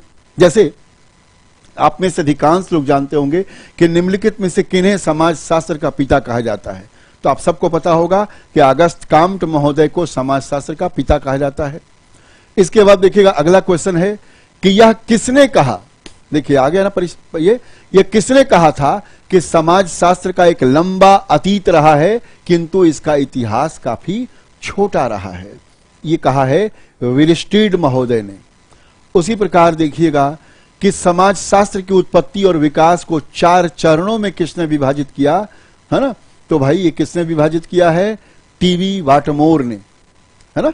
इन्होंने 1972 ईस्वी में समाज शास्त्र को अध्ययन की सुविधा के हिसाब से 4 चरणों में बांट कर पढ़ा है, ताकि हम समाज शास्त्र के क्रमिक विकास को बेहतर ढंग से समझ सकें। इसके बाद देखिएगा आगे किसने कहा था कि समाज शास्त्र सामाजिक घटनाओं का विज्ञान है। तो ये हर्बर्ट स्पेंसर महोदय का स्टेटमेंट है ना। फिर है कि किस समाजशास्त्री के अनुसार समाज शास्त्र समाज का वैज्ञानिक अध्ययन है। आप देखिएगा अभी तुरंत हम लोगों ने पढ़ा था, फ्रैंकलिन महोदय ने कहा है कि समाज शास्त्र क्या है भाई, सामाजिक, है ना। समाज शास्त्र जो है वो समाज का वैज्ञानिक अध्ययन है। इसके अलावा देखिएगा कि द रिपब्लिक किसकी रचना है, तो द रिपब्लिक जो है वो प्लेटो महोदय की रचना है। इसके अलावा इथिक्स और पॉलिटिक्स किसकी रचना है, तो ये देखिएगा कि वो अरस्तु महोदय की रचना है। इसके अलावा आ जाएंगे कि सोशल कॉन्ट्रैक्ट थ्योरी किसके द्वारा प्रस्तुत किया गया था, जिसके अनुसार व्यक्ति के हितों की रक्षा के लिए राज्य का गठन एवं राज्य को ही रक्षा का भार सौंपा गया। तो ये थॉमस हॉब्स ने, है ना, प्रस्तुत किया था ये थ्योरी। समाजशास्त्र व्यापक अर्थों में मानव के आपसी संपर्क के कारण उभरने वाली अंतःक्रिया है। अभी आपने तुरंत पढ़ा, ये गिलिन और गिलिन महोदय की परिभाषा है। उसी प्रकार देखिएगा एक पाठ्यक्रम के रूप में समाजशास्त्र का अध्ययन अमेरिका के येल विश्वविद्यालय, पूरा नाम क्या है भाई, येल विश्वविद्यालय में कब प्रारंभ हुआ, तो याद रखिएगा 1876 में यह प्रारंभ हुआ है। उसी प्रकार देखेंगे कि समाजशास्त्र का नाम सोशल फिजिक्स किसने रखा था, तो याद रखिएगा सेंट साइमन महोदय ने उसका नाम रखा था। तो खैर अभी देखिएगा क्या होता है कि हम लोग जब प्रश्न को पढ़ेंगे तो चीजों को उसी के अनुरूप समझने का प्रयास करेंगे, और आपको देखना होगा कि हम लोग जितना भी चीज पढ़ते जा रहे हैं उसका हम लोग क्रमिक रूप से क्या करेंगे, है ना, अध्ययन कर लेंगे। और अध्ययन करने के बाद हम लोग उसकी एक एक चीजों को समझने का प्रयास करेंगे। और जब पहली इकाई समाप्त करेंगे, आप खुद आत्ममंथन करके देखिएगा कि क्या हम लोगों ने पाठ्यक्रम के एक एक हिस्से को पूरा किया कि नहीं। अभी तो हम लोगों ने केवल समझा है कि समाजशास्त्र क्या है। तो बताया कि समाजशास्त्र जो है ना, उसकी केंद्रीय विषय वस्तु समाज है। और समाज क्या है इसको हमने आपको समझाया है और बताया है कि उसी समाज का अध्ययन है समाजशास्त्र। उसी समाज में रहने वाले मानव समूह के व्यवहारों का अध्ययन है समाजशास्त्र। समाज में रहने वाले व्यक्ति समूह और समुदाय के बीच होने वाली अंतःक्रिया का अध्ययन है समाजशास्त्र। समाज में रहने वाले व्यक्तियों के व्यवहारों का अध्ययन करने वाला विषय है समाजशास्त्र। समाजशास्त्र समाज का वैज्ञानिक पद्धति से अध्ययन है। और इस संबंध में अलग अलग विद्वानों की, अलग अलग समाजशास्त्रियों के क्या विचार थे, उन्होंने समाजशास्त्र को कैसे कैसे अपने शब्दों में परिभाषित किया, हम लोगों ने कभी केवल इतना ही देखा है। अब हम लोग आ जाएंगे कि समाजशास्त्र की माने समाजशास्त्र का विकास कब और कैसे हुआ। तो आपको जान करके ये बड़ी प्रसन्नता होगी कि जिस विषय को हम लोग पढ़ने जा रहे हैं समाजशास्त्र, उस विषय का जो उद्भव है वो आज से बहुत ज्यादा तो 180-85 वर्ष पुराना है। यानी समाजशास्त्र के उद्भव और विकास को अभी 200 वर्ष भी पूरे नहीं हुए हैं। और आप जानते हैं कि एक विशिष्ट विषय के रूप में समाजशास्त्र विषय का जन्म 1838 ईस्वी में हुआ, जब अगस्त काम्ट महोदय ने एक व्यवस्थित रूप के विषय के रूप में समाजशास्त्र को प्रतिष्ठापित किया। और यही कारण है कि अगस्त काम्ट महोदय को समाजशास्त्र का पिता या समाजशास्त्र का जनक भी हम लोग कहते। क्लियर है ना। हमें सबसे पहले देखना होगा कि समाजशास्त्र विषय का विकास कब और कैसे हुआ। इसको बेहतर ढंग से समझिएगा, मुझे लगता है कॉन्सेप्ट, पूरी अवधारणा पानी की तरह आपके दिमाग में बैठ जाएगा कि समाजशास्त्र का उद्भव कैसे हुआ। जरा हम लोग इसको देख लें।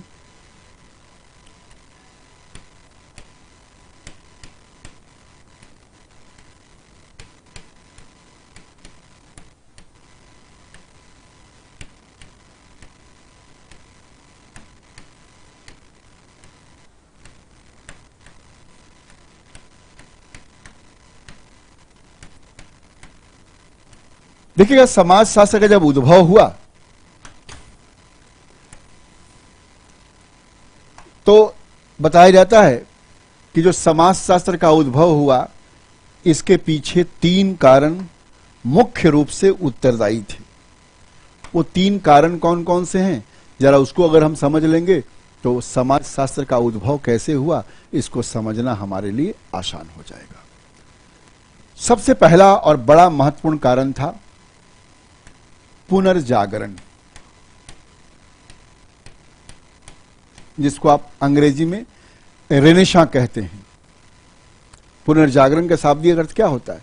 फिर से जगना, है ना। तो यूरोपीय समाज में जब पुनर्जागरण हुआ तो उस पुनर्जागरण के परिणाम स्वरूप कुछ ऐसी परिस्थितियां उत्पन्न हुई जिसने समाजशास्त्र विषय के विकास का मार्ग जो है प्रशस्त कर दिया। दूसरा है औद्योगिक क्रांति। दूसरा है औद्योगिक क्रांति।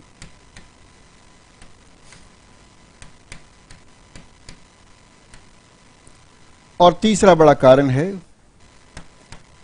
फ्रांसीसी क्रांति।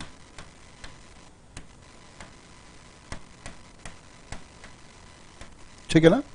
पहला है पुनर्जागरण, दूसरा है ना औद्योगिक क्रांति, और तीसरा है फ्रांसीसी क्रांति।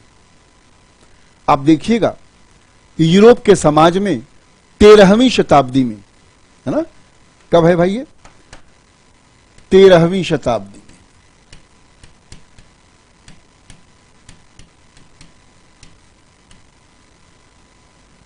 पुनर्जागरण हुआ। दरअसल हम कह सकते हैं कि इसी पुनर्जागरण के परिणाम स्वरूप यूरोपीय समाज में बौद्धिक क्रांति आई। और जैसे आप लोग लगातार पढ़ते हैं ना कि भारतीय समाज में प्राचीन काल, मध्यकाल और आधुनिक काल में बहुत सारी सामाजिक धार्मिक कुरीतियां व्याप्त थी, बहुत सारी सामाजिक बुराइयां व्याप्त थी और उसने समाज को जकड़ रखा था। ठीक उसी प्रकार यूरोपीय समाज में भी उसके आरंभिक दौर में सामाजिक और धार्मिक सांस्कृतिक कुरीतियां विद्यमान थी। आप सब लोग में से अधिकांश को पता होगा कि यूरोपीय समाज में भी पोप और पादरी तथा समाज का जो धनाढ्य व्यापारी वर्ग था,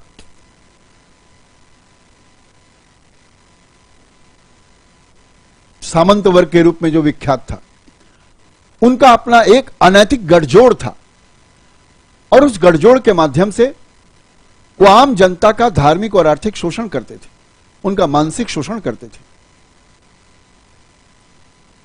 वो चर्च और धर्म को आधार बना करके एक तरह से उनको लूटते थे। लेकिन इस बौद्धिक क्रांति के परिणाम स्वरूप जब नए विचारों का उद्भव हुआ तो दरअसल देखिएगा, भारतीय समाज की तरह यूरोपीय समाज में भी उसका जो आरंभिक दौर था, यानी उसका जो प्राचीन और मध्यकाल रहा होगा, वो भी धर्म और दर्शन पर आधारित था। यानी जैसे हम भारतीय लोग पाश्चात्यकरण या आधुनिकीकरण के पहले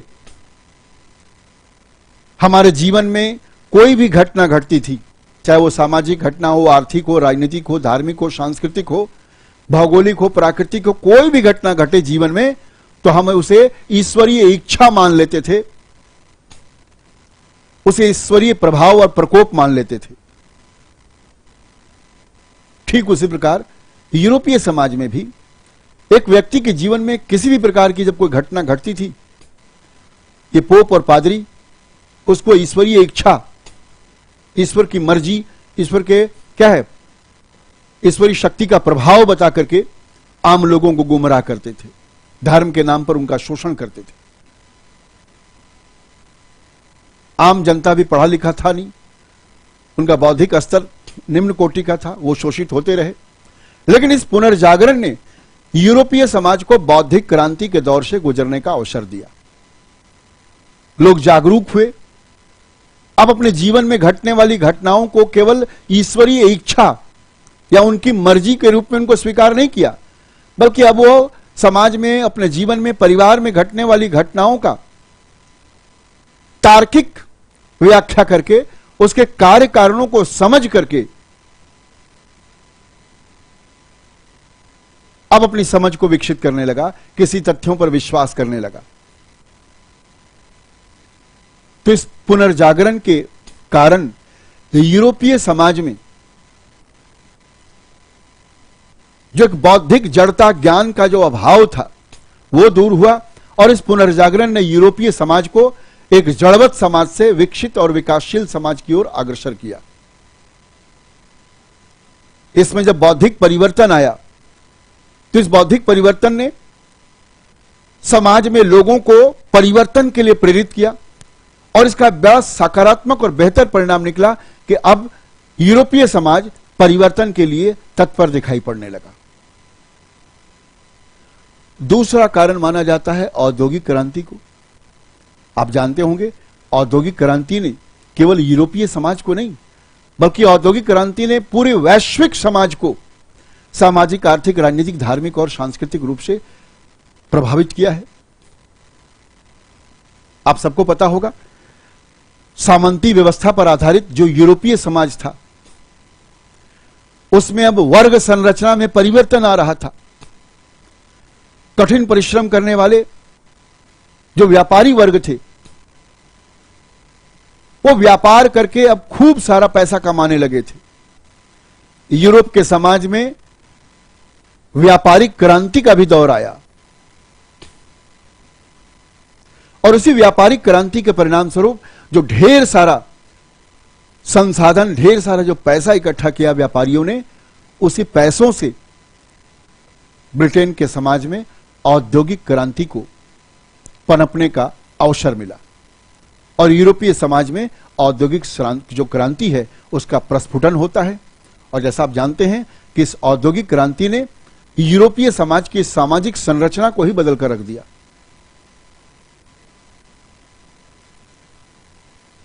अब धर्म और दर्शन की जगह पर आर्थिक शक्तियों का बोलबाला बढ़ा। परंपरागत तौर पर कृषि करने वाले यूरोपीय समाज में अब समाज के एक बड़े वर्ग को उत्पादन प्रणाली से जुड़ने का अवसर मिला।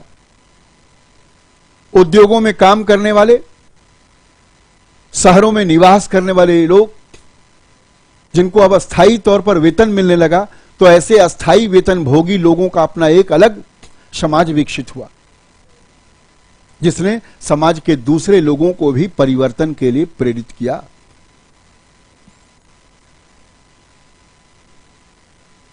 यूरोपीय समाज बदलाव के लिए तत्पर दिखाई पड़ रहा था, क्योंकि एक तरफ अभी भी यूरोपीय समाज में परंपरागत और पुरातन विचारों पर आधारित कुछ लोग थे, लेकिन अधिकांश लोग औद्योगिक क्रांति और पुनर्जागरण के कारण जो बदलाव हुआ था, उस बदलाव के रंग में खुद को रंगने के लिए तत्पर दिखाई पड़ रहे थे।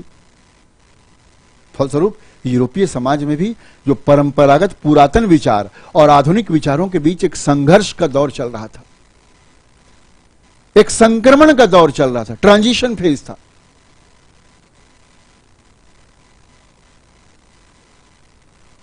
और देखिएगा, तीसरा था फ्रांसीसी क्रांति। आपने देखा होगा फ्रांस में जो क्रांति थी वो पूरी दुनिया के लिए आदर्श था कि जब वहां का शासक अयोग्य हुआ और अपने दायित्व निर्वहन में अपने अनुभव का उपयोग नहीं किया, न ही निष्ठापूर्ण तरीके से शासन व्यवस्था को संचालित किया, तो अंत में जनता ही विद्रोह पर उतारू हो गई और सिटीजन चार्टर प्रस्तुत करके यूरोपीय समाज में समानता, स्वतंत्रता, नारी स्वतंत्रता को एक तरह से उसका बिगुल फूंक दिया।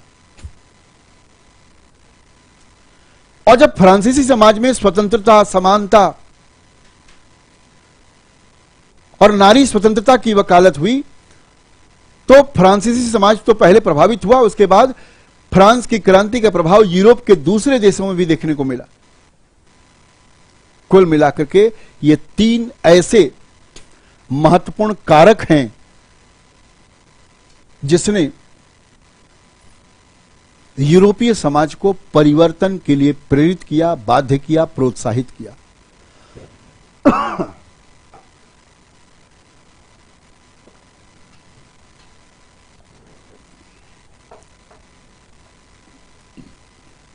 पक्का ना? अब जरा ध्यान दीजिएगा, इन तीनों कारणों के चलते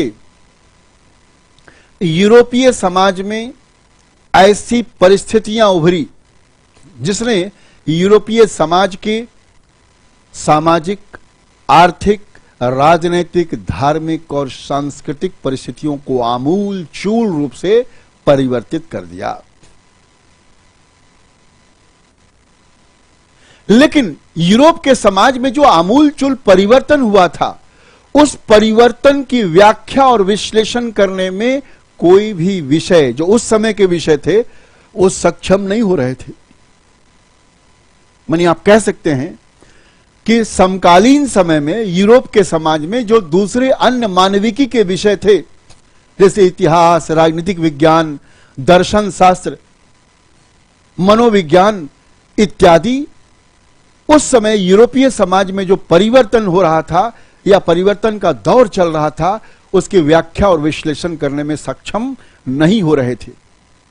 अतः एक ऐसे विषय की कामना की गई, एक ऐसे विषय की जरूरत महसूस की गई जो यूरोपीय समाज में दिन प्रतिदिन घटने वाली घटनाओं का बेहतर और सटीक विश्लेषण और मूल्यांकन कर सके।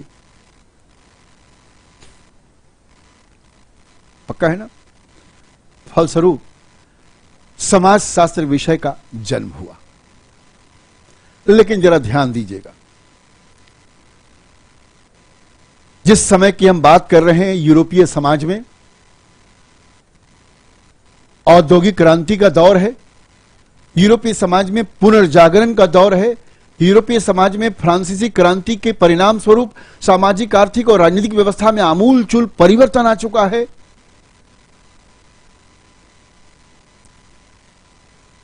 अब विज्ञान और तकनीक के नए नए आयाम उभर करके आ रहे हैं, जो यूरोपीय समाज में लोगों के जीवन को सरल और क्या है, सुविधापूर्ण बना रहा है।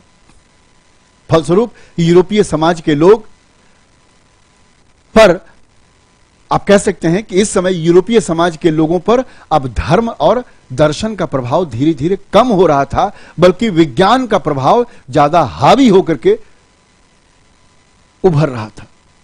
क्योंकि विज्ञान ने लोगों को एक नई आशा, एक नई उम्मीद की किरण जगाई थी। क्योंकि विज्ञान के तहत होने वाले नए नए आविष्कारों और विज्ञान के नए नए विशिष्टताओं ने उस समय के लोगों को कई ऐसी सुविधाएं उपलब्ध कराई जिससे व्यक्ति का जीवन सरल और सहज हो गया था।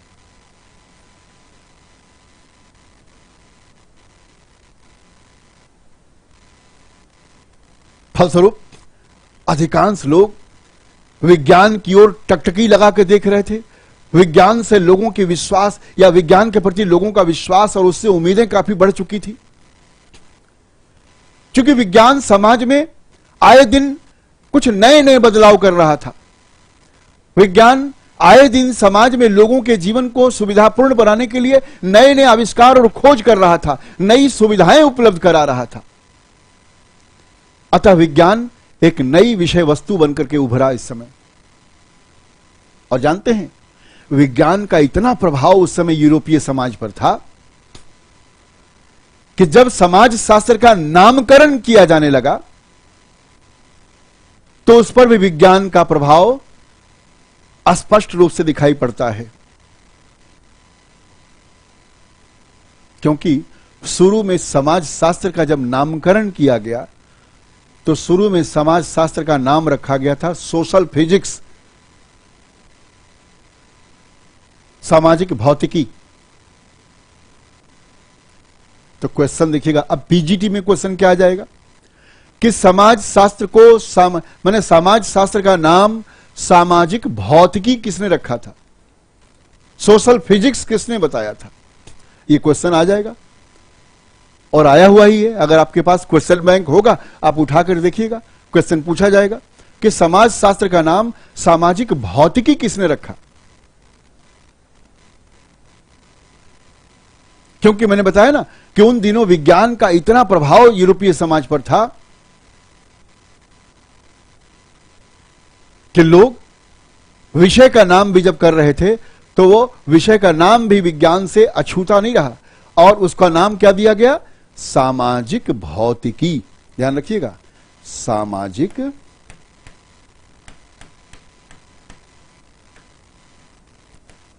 भौतिकी, सोशल फिजिक्स।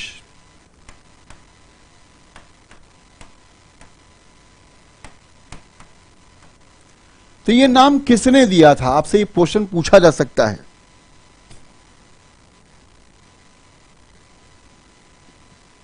ठीक है ना? हम लोग याद कीजिएगा, जब प्रश्नोत्तर कर रहे थे तो उसमें भी एक प्रश्न आया था यही वाला कि समाज शास्त्र का नाम सोशल फिजिक्स किसने रखा था। तो याद रखिएगा, विद्वान हैं सेंट साइमन। सेंट साइमन महोदय जो हैं, उन्होंने इसका नाम क्या रखा था, सोशल फिजिक्स। इसको बढ़िया से याद कीजिएगा, नोट डाउन भी करते चलिएगा। और देखिएगा, बिल्कुल घबराइएगा मत, ये जो पीडीएफ है ना, ये आपको क्या है, जो अभी हम पढ़ा रहे हैं या जो भी चीज आपको यहां दिखाई पड़ रहा है, सब पीडीएफ के माध्यम से आपके व्हाट्सएप तक पहुंच जाएगा। आप बिल्कुल चिंता मत कीजिएगा। हाँ, इक्का दुक्का चीज जहां लिखने के लिए हम बताएं जरूर लिख लिया कीजिए। इससे क्या होता है, ये चीजों को दोबारा तिबारा याद रखिएगा, दिमाग में बैठ जाता है। तो यहां एक प्रश्न अच्छा आता है कि भाई समाज शास्त्र का नाम सामाजिक भौतिकी किसने रखा था? तो आप क्या देंगे उत्तर? सेंट साइमन महोदय ने इसका नाम सामाजिक भौतिकी रखा था। इसी समय देखिएगा एक ऐसे विषय की कामना की जा रही थी जो यूरोपीय समाज में उभर रही परिस्थितियों का सही सही और सटीक विश्लेषण कर पाए।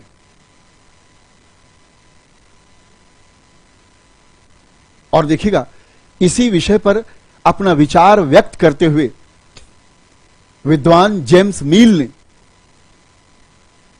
कहा था कि हमें एक ऐसे विषय की आवश्यकता है जो आईने की तरह समाज में घट रही घटनाओं की व्याख्या और विश्लेषण कर पाए और समाज का सही दर्पण प्रस्तुत कर पाए।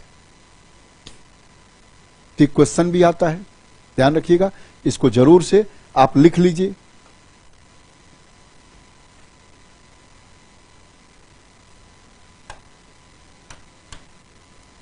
क्वेश्चन लिख लीजिए आप कि समाज शास्त्र को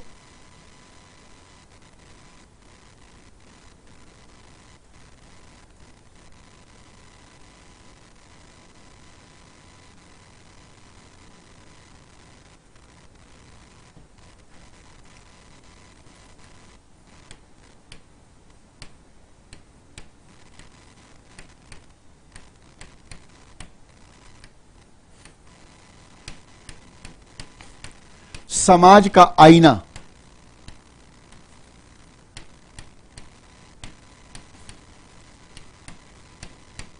है ना, या दर्पण किसने कहा?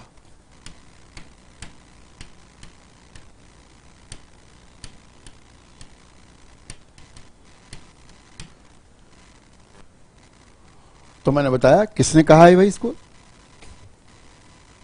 उत्तर क्या बताएंगे आप? जेम्स मील।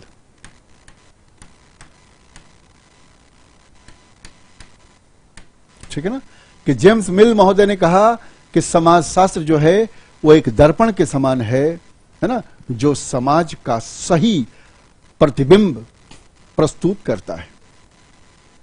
और देखिएगा मैंने क्या बताया कि जो यूरोपीय समाज में इस पुनर्जागरण के कारण, इस औद्योगिक क्रांति के कारण और इस फ्रांसीसी क्रांति के कारण जो परिस्थितियां उपजी, उन परिस्थितियों की क्या है व्याख्या और विश्लेषण कर पाने में उस समय के जो परंपरागत विषय थे, जो उस समय चल रहे थे, इतिहास, दर्शन शास्त्र, राजनीतिक विज्ञान, है ना, मनोविज्ञान इत्यादि, वो सक्षम नहीं हो पा रहे थे। फलस्वरूप एक ऐसे विषय की आवश्यकता महसूस की जा रही थी, एक ऐसे विषय की कामना की जा रही थी जो समाज में, यूरोपीय समाज में घट रही घटनाओं का सच्चा व्याख्या और विश्लेषण कर पाए।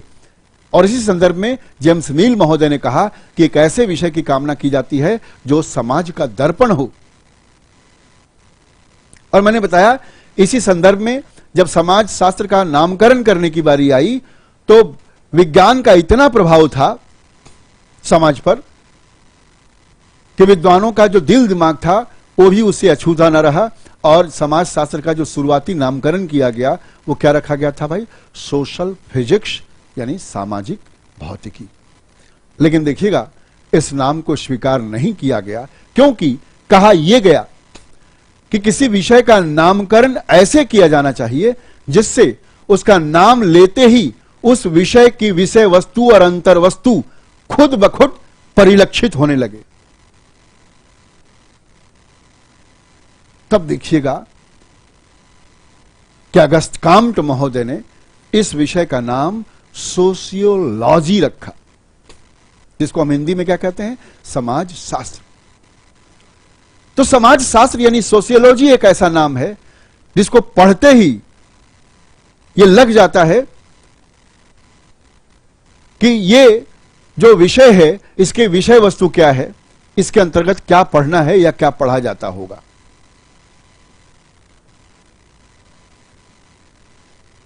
और आप देखेंगे अगस्त काम्ट महोदय ने सोशियोलॉजी शब्द प्रस्तुत किया, जिसको आप जानते होंगे कि सोशियोलॉजी जो है वो दरअसल यानी जिसको आप समाज शास्त्र कहते हैं, और ये जो समाज शास्त्र जो है इसको अंग्रेजी में हम क्या कहते हैं? सोशियोलॉजी। दरअसल ये जो सोशियोलॉजी शब्द है वो दो शब्दों से मिलकर बना है।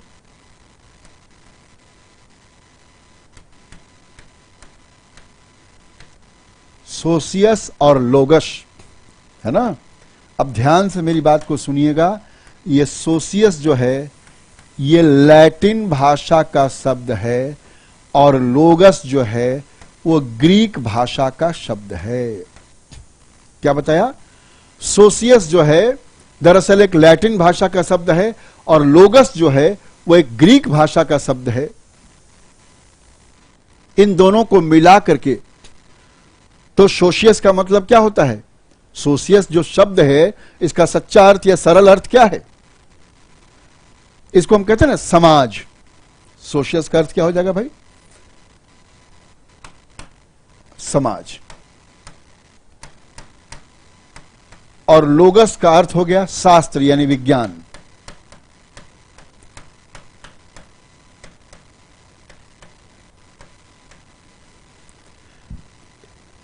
और अगर इन दोनों शब्दों को आप मिला दें तो इसका जो सम्मिलित शब्दार्थ निकलेगा वो क्या है?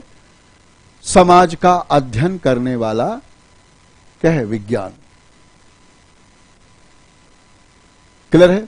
लेकिन ध्यान से सुनिएगा, यहां पीजीटी के ध्यान से या पीजीटी के पॉइंट ऑफ व्यू से एक प्रश्न निकलता है। क्योंकि मैंने क्या बताया कि ये जो सोशियोलॉजी है दरअसल ये दो शब्दों के मेल से बना है, जिसमें एक शब्द है लैटिन भाषा का सोशियस जिसका अर्थ होता है समाज, और दूसरा है क्या है? ग्रीक भाषा का शब्द जो है लोगास। तो जो इसका क्या है अर्थ क्या है? समाजशास्त्र। जब दोनों को हम मिला देते हैं तो देखिएगा इस पे क्वेश्चन आया हुआ है कि समाजशास्त्र दो विषय, दो क्या है? दो भाषाओं की अवैध संतान कहा है। किसने? ये क्वेश्चन कई बार आ चुका है, आपके क्वेश्चन बैंक का भी ये हिस्सा है। और हम लोगों ने पिछले क्लास में जब क्वेश्चन डिस्कस किया था तो उस संदर्भ में भी मैंने आपसे बताया था कि वो क्या है। पक्का ना? तो जल्दी से बता दीजिए कि भाई, है ना, कि दो भाषाओं की अवैध संतान किसने कहा है?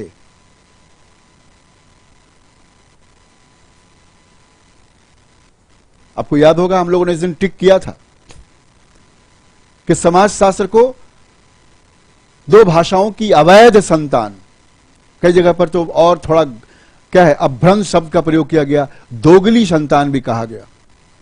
अभी 2021 में जो प्रश्न आया था उसमें यही शब्दावली थी। तो कई जगह पर उसको अवैध संतान के रूप में भी पूछा गया है। तो आपको मैंने बताया ही था आपको।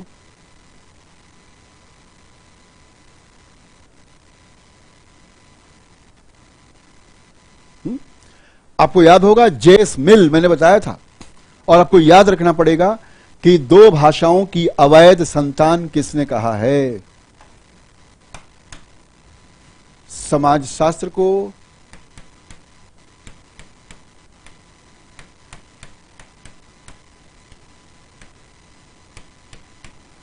दो भाषाओं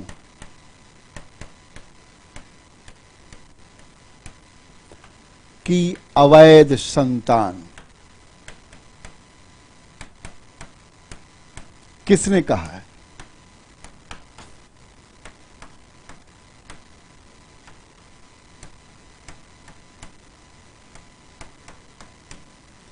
तो याद रखिएगा जेएस मिल्स।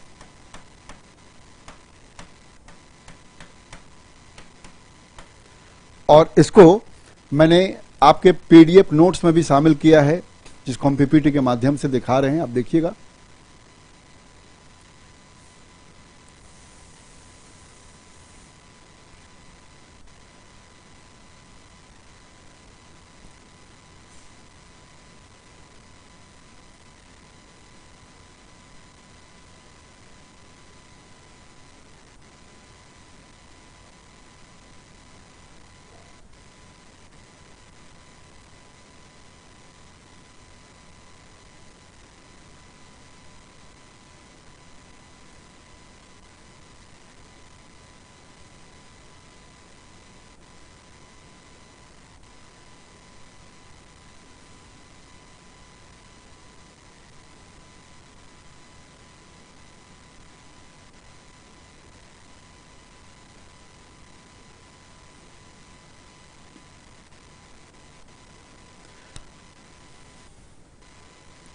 चलिए लिखा है मैंने, है ना, ये भी दिख नहीं रहा है, लेकिन याद रखिएगा ये आपके नोट्स में शामिल है, मैंने इसको क्या है लिखवाया है नोट्स में, मुझे याद है। तो भाई ये प्रश्न का उत्तर हम लोग जरूर कर लेंगे कि भाई समाज शास्त्र को दो विषयों की अवैध संतान किसने कहा है, तो जेम्स मिल्स ने कहा है। क्लियर हो गया। अब देखिएगा कि जब समाज शास्त्र जो है उसका उद्भव दरअसल अंत में हमने बताया ना कि एक सटीक नाम किसने दिया, अगस्त काम्ट महोदय ने 1838 में, और इसलिए कहा जाता है कि जो 1838 का जो वर्ष है ये समाजशास्त्र के औपचारिक उत्पत्ति का वर्ष माना जाता है और अगस्त काम्ट महोदय को समाजशास्त्र का पिता या जनक माना जाता है। लेकिन ध्यान रखिएगा, अगस्त काम्ट महोदय ने जो समाजशास्त्र नाम दिया इसको तार्किक रूप से अपने तर्क के द्वारा, अपने अध्ययन के द्वारा विश्व के समाज के सामने सत्यापित करने का काम किया है हर्बर्ट स्पेंसर महोदय ने। यानी समाज शास्त्र नाम तो दिया अगस्त काम्ट ने, लेकिन समाज शास्त्र नाम ही सबसे उपयुक्त है, सबसे सटीक है, सबसे प्रासंगिक है। इस बात को सत्यापित किया किसने, साबित किया किसने, तो याद रखिएगा हर्बर्ट स्पेंसर महोदय ने। उन्होंने कई तर्क दिए, कई ऐसे तथ्य प्रस्तुत किए जिसके आधार पर उन्होंने सत्यापित किया कि इसका नाम समाज शास्त्र ही सबसे उपयुक्त और सटीक है। तो जब क्वेश्चन आता है कि समाज शास्त्र को, है ना, अपने तर्क और तथ्यों के माध्यम से सत्यापित करने का श्रेय किसको जाता है, तो आपका उत्तर क्या हो जाएगा, हर्बर्ट स्पेंसर महोदय। पक्का ना, कोई दिक्कत तो नहीं। तो ध्यान रखिएगा, हम लोग आज इतना ही रहने देते हैं। सुनिए, अभी कल भी YouTube पर क्लास चलेगी, अभी 2-3 क्लासेस डेमो क्लासेस के रूप में हम लोग आपके सामने रख रहे हैं और उसके बाद फिर ये क्लासेस सीधे ऐप पर चलेंगी। तो कल भी हम लोग अपने निर्धारित समय पर मिलेंगे, है ना, सुबह 8:30 बजे, और हम लोग समाज शास्त्र की उत्पत्ति और विकास से संबंधित जो अवधारणा है उसको हम लोग आगे बढ़ाएंगे, काम करेंगे। तो आज के लिए इतना ही। हैव ए गुड डे, धन्यवाद।